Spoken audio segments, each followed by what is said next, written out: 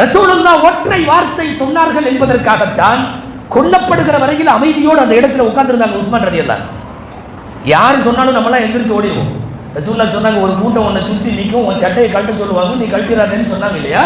அந்த ஒரு வார்த்தைக்கு என்ன அர்த்தம்னா, அவங்க உன்னை விட்டுட்டு போய் சொன்னா போகாத, அதே வீட்டில் உட்காந்துரி, அதே அரண்மனையில் உட்காந்துரி. கொல்லப்படுகிறவரை அசையிலேயே, காரணம் ரசூலுல்லாஹ்வின் உத்தரவு. அவர்கள் விடைபெற்று சென்று சத்தியாரக்குரிய ஒரு 16-17 வருஷம் ஆகிவிட்டது. ஆனாலும் அண்ணல் நபிகளார் சொன்ன விஷயத்தை தாண்ட முடியாது.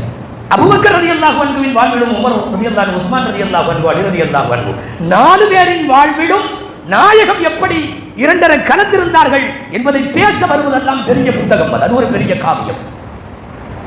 நபிகளாரை எப்படி நேசிக்க வேண்டும் என்பதை எல்லா கோணத்திலும் ஏறத்தாழ வாழ்ந்து அனுபவப்பட்டு அதிலே பக்குவமும் பெற்று இந்த உம்மத்திற்கு போதித்தவர்களுக்கு தான் சஹாபாக்கள் என்று பெயர்.